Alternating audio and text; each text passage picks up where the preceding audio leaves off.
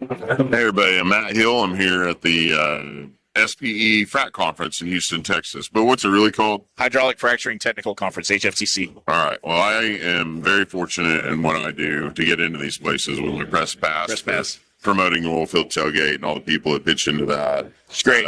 Most importantly, just to advocate for our industry. Yeah. And I have known this guy for a long time, very long time. Very long time. Some would say too long. Probably, I would say too long, but For you or for me, I don't know. But I love him nonetheless. Love Matt very much. Introduce yourself. I'm Lyoid Fussell. I'm the Vice President of Business Development for JERA. And also, we have a new company called Gen Systems. I'm also handling the business development for Gen Systems as well. All right. Well, if you've followed any of the things I've ever done before, he's been on camera with me quite a few times.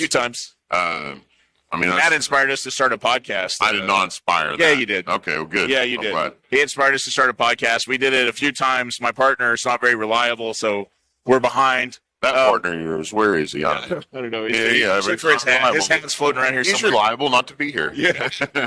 No, we love you, Jeremy. Yeah, we love Jeremy. We got some more coming out soon, but oil and gas lighting, you can always check that out. We just have fun. We don't talk about anything serious at all. Just have fun. No, you guys weave in energy education and a little bit of, it's a little shtick, a little tongue in cheek, but overall, fair. if you're in oil and gas, please check, my friends out. I love what they do, and we definitely need more humor in it. Yeah, we love what Matt does as well. We do try to focus on the humor a little bit. Did you hear that? He stuck it to me right there without you knowing it. He goes, "We love what you do as well." That means you have no humor. I got you. That's I got fine. you. I'm just sliding. No, smart. It's No, okay. it's a small slight, but I'll take it. No, it's okay. But you are kind of funny. In a laugh at me, not with me way. No, I would never do that. No, not a bit. So the shirt you had yesterday was a little rough, but it's fair. No, that's fair. That's science. I'm sorry. I'm just You're not getting me off at all. It's all right. It's great. We love Matt. That's why we pick on him. I only pick on people I like, Matt. I never pick on anyone that I don't like. So, the first time, so I meet him. He's in Tulsa, working for a great operator. Love him to pieces because he really truly was like a guy. You walk in his office, you're like, "Hey, come on in," talks to everybody. Try to, yeah. Showed everybody around, give them the lay of the land. Any questions you'd answer. That's very helpful, right? Yeah, I can't. When I was in the operator role back then, yeah. I came from sales, and I know how difficult it is to walk into, do a cold call in an operator's office. You're just trying to do your job, and they don't want to talk to you. I had come from that background, so I swore whenever I started the job that I would speak to every salesman that came by to the best of my ability as soon as I had time. And I did that for a few years, and then I couldn't do it anymore because there's too many. It's like you did it, like I couldn't do it anymore. I wanted to, but it's impossible. And so then I had a little sympathy for the operator side as well. Yep. And because how much time, hanging out all day. Well, that's okay. But the problem is that there's 15, 20, 30 people that are wanting to come by and hang out all day, and you have to get your job done at some point. So if you're a sales guy and you're getting rejected at an office, change your tactics of how you're trying to approach the guys, because they're not trying to be mean to you. They're not trying to be mean. They just don't have time. So I'll come do a cameo real quick. Come on, come say hi. Hey, Kyle. Hey, everybody, you got to know, we have a lot of Oklahoma leaders here in oil and gas, and you're one of them. Have you presented a paper today? Yesterday. A paper. Got a panel this afternoon. Last year, it was fiber optics. Are you still working on that, or what do you got? Yeah. We included fiber in the analysis. The paper was on cement analysis and the impact cement has on your well performance. And one of the many tools we used was fiber.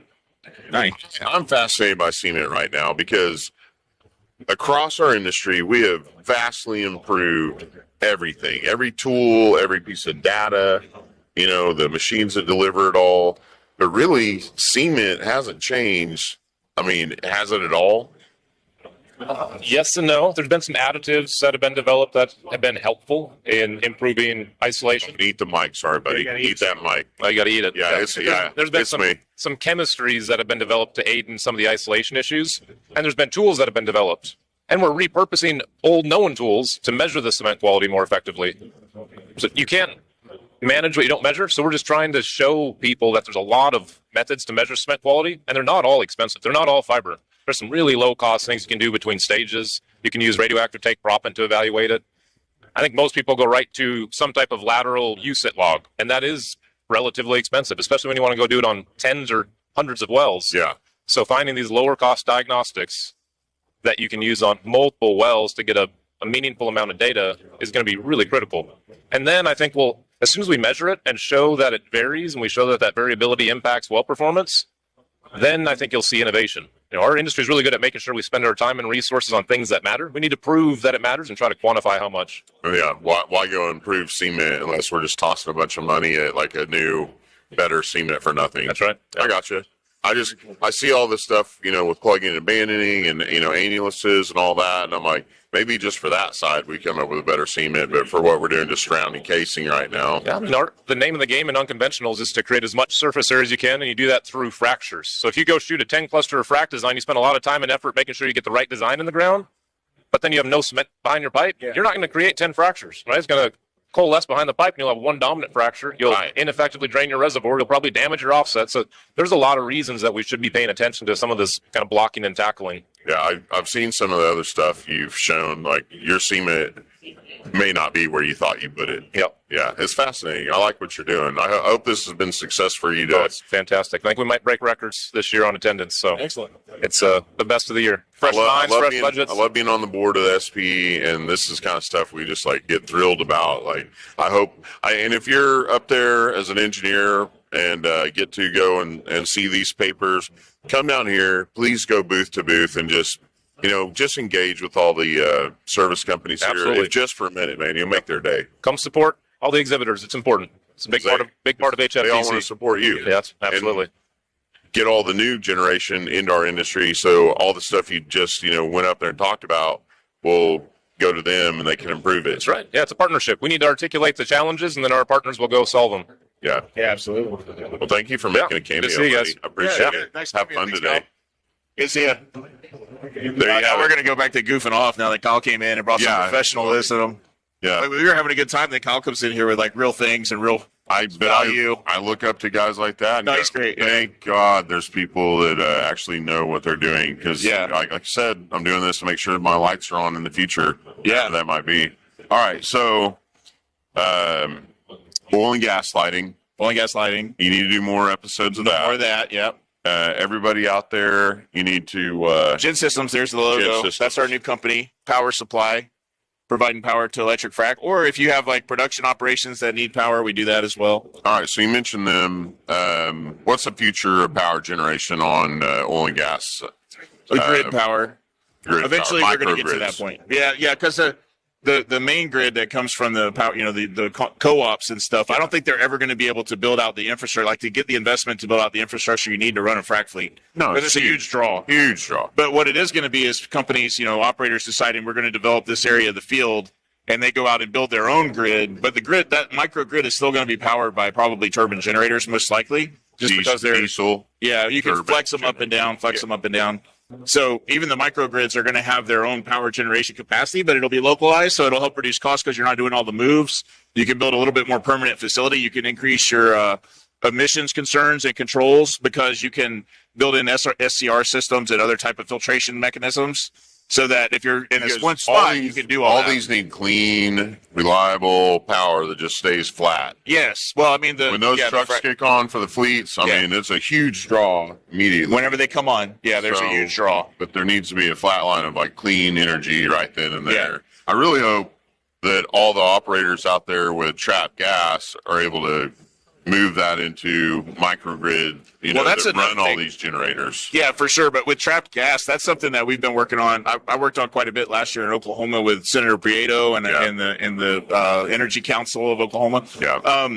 We were looking for ways to take trapped gas and turn it into a revenue stream just to kind of boost the economy of Oklahoma. Yeah, right now, what do we got? Wellhead power. Yeah. So you just take stranded gas at the wellhead, and rather than farming Bitcoin or doing data centers or all these other exotic things, which are fine, you just dump the power right back into the grid. But that's the problem is, and you said it, all these co-ops and overlords of energy, they seem not to want our power because they can set the price of everybody right now. I think it's a little more complex than that. That's a way that we can go head to head and say head to head, yeah.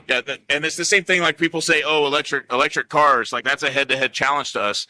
The way I look at electric cars is that their fuel source is natural gas. Yeah, no, the electricity is coming from natural gas, so I don't see them as competition. In regards to the co-ops and stuff, their problem is that all the people that are in their district or whatever, they're an investor in the co-op, right? And so they have to have a justification to build out an infrastructure that'll take the extra load that we can provide. And their justification for the members is wanting to have a profit too. Right. Yeah. It's And a lot of the power that we would be able to provide in that situation is excess power. yeah. It's not necessarily needed right now. It will be in the future, but right now it's not. But what we have to figure out a way. Yeah. Exactly. The storage, that's the key.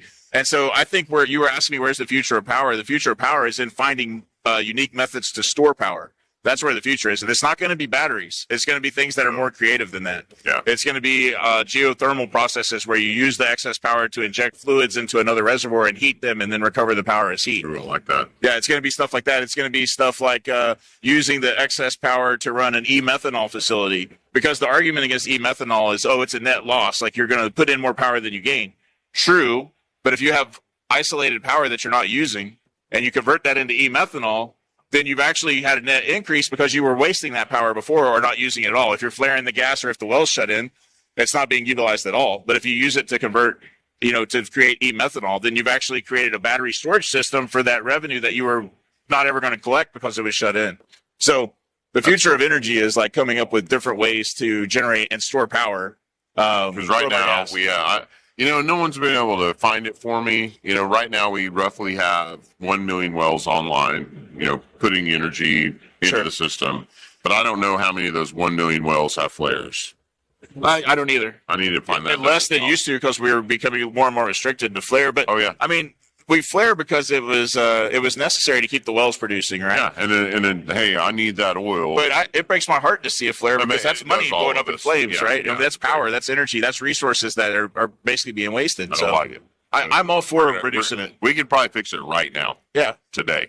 Wait, and if we can figure out a way to convert it directly into power and have our governments and our co-ops and everybody cooperate to allow us to connect it to the grid, and then we can have excess power. We can reduce the cost of power for the average citizen and the industry and everything else. But then we have to figure out a way to hold it, because the electrons don't just sit there forever. You have to grab them while they're being produced.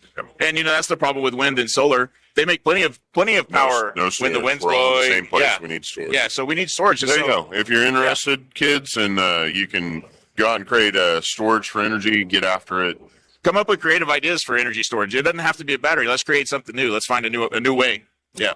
The other thing about your energy creation, what do you think about the new small modular nuclear reactor? Or I'm sorry, just. I don't know anything about small modular nuclear reactors. I think nowadays they're getting them to the size we could run frac fleets. Well, I mean, like Navy stuff, right? Like the Navy submarines and stuff. Fascinating, just how I mean, I'm not opposed to any source of energy. Like I'm not scared of nuclear power. We're always going to need oil and gas, but wouldn't it be cool if your generator was just a lot smaller, maybe the size of a little Volkswagen Beetle, and ran a city plus frac fleets if you wanted to. I guess the bottom line is I think that would be great. I don't know enough about it to. I'm not a nuclear. You're in here first. Yeah. Jared's going to make one pretty soon. Yeah. Thanks. And Matt's going to sue us for the idea, because he just said, what about nuclear fusion? What if we did cold fusion reactors with a flux capacitor and a DeLorean? I mean, why not? See, that's all I've done. Flux capacitor. You understood the. Yeah, for sure. I just want a flux capacitor. I'll get you one. That's all I need. I want a flying car with a flux capacitor. Yeah. I'll be happy. I'll leave everybody alone. No, but I mean, I'm poking fun, but yeah, can we make small nuclear reactors? Probably. I don't know. I'm not a nuclear engineer, but anything can be done. Nothing is impossible. That's the theme at JERA, right? Nothing is impossible. I say the same thing a lot to my friends. Like, nothing is impossible if you're brave enough. Right. Like, it's a lot of dare stuff. We don't need to get into that. But. I mean, yeah, there's a lot of drinking that usually is not here. We all actually. I'm ordained online, so I want everybody to know out there that all I did last night is I'd say more of like a cult leader. Okay. With no followers. No followers, yeah. I have a harem of 0. Yeah. But there's a couple of interested parties. Well, we're trying to build the numbers. When I did it online, from the Universal whatever, they sent you a little card, and told me what I could do. And obviously I can, combine two human beings together in a marriage. In wedding, yeah. But for our group, I thought it was much more relative to what we probably will need in the future. I can absolve my friends of their sins. Okay. And I can read you your last rites. Okay. Not too shabby of a couple of things. That's a couple of things that might come in handy, because a lot of us have heart attacks. I heard, and it's okay. Yeah. I would have been happy to be there simply to use a big generator from Gen Systems. Yeah. And shock the crud out of you. Just 35 megawatts. Lift you Pow! to the ground and Yeah. super heat you up to like 1,000,000 degrees. Yeah. And you like, I'm better. I'm good. Like Yeah. you knocked all the blockage right out of there. It's all gone. I love this stuff. That's an idea. We could turn it into a medical device. All right. Well, we gotten enough of oil gaslighting. And before we lose anybody else, I just want to say thank you. Oh, thank you, man. I'm always Thanks. honored to be here with you. Yeah. We're really glad Kyle came in and added some class to this. He did. And Yeah. most importantly, we're going to see everybody here at the conference. There's a lot of ground to cover and a lot of, hopefully a lot of future technologies are going to make it into, There's a lot of advancements coming, man. it's been impressive. We have the right amount of talent pool built up now. We're going to have another, I think we're going to have some more paradigm shifts like we had in 2018 timeframe. All right. Yeah, I think we're there.